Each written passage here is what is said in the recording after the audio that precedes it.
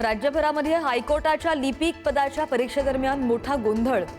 छत्रपती संभाजीनगर, वाशिम, नांदेड आणि कल्याणमध्ये विद्यार्थ्यांचं आंदोलन।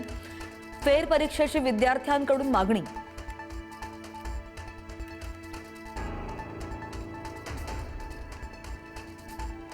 छत्रपती संभाजीनगरमध्ये हायकोर्टाच्या लिपिक पदाच्या परीक्षेदरम्यान मोठा गोंधळ। सीजेपीचे संस्थापक अभिजित दिपकेचे विद्यार्थ्यांसोबत ठिय्या आंदोलन। फेर परीक्षेची तातडीने घोषणा करा, दिपकेंची मागणी।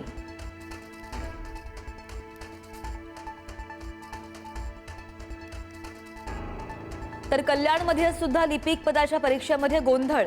जिल्हा सत्र न्यायालयातील न्यायमूर्तींच्या गाडीला विद्यार्थ्यांचा घेराव। परीक्षेमध्ये अनुपस्थिती लागण्याची विद्यार्थ्यांना भीती।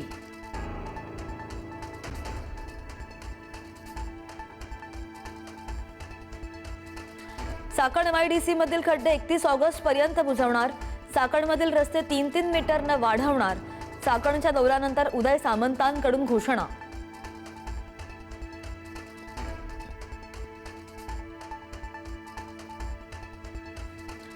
अमेरिकेचे राष्ट्राध्यक्ष डोनाल्ड ट्रम्प यांच्यासारखा वेडा माणूस मी पाहिलेला नाही।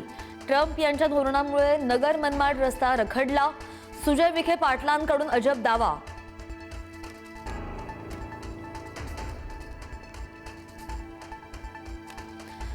खड्ड्यांमध्ये पोहत नाशिकपर्यंत आलो।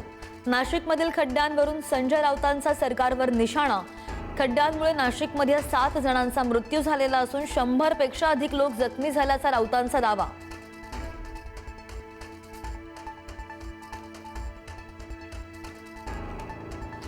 भाजपच्या केंद्रीय पातळीवर होणार मोठे बदल। आजपासून भाजपची नवीन टीम होणार कार्यरत। आज अधिकृत पत्रकार परिषद घेणार, घोषणा होण्याची शक्यता।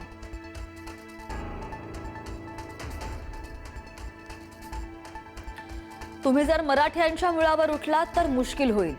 सरकारने मराठ्यांना हलक्यात घेऊ नये, मनोज जरांगे पाटलांचा सरकारला इशारा।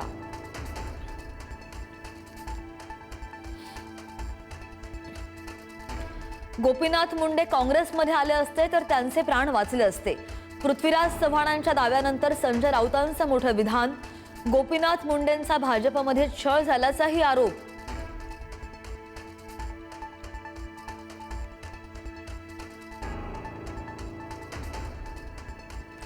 नाशिकमधल्या त्र्यंबकेश्वर मंदिरामध्ये भाविकांची अलोट गर्दी।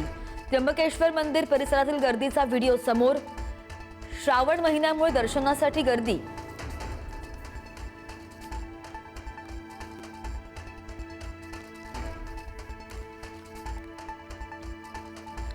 प्रॉपर्टीच्या जाहिरातीवरून वादामध्ये सापडलेल्या भावेश कावरेने मागितली मुंबईकरांची माफी। कुणाचाही मन दुखावण्याचा उद्देश नसल्याचं भावेश कावरेचं स्पष्टीकरण।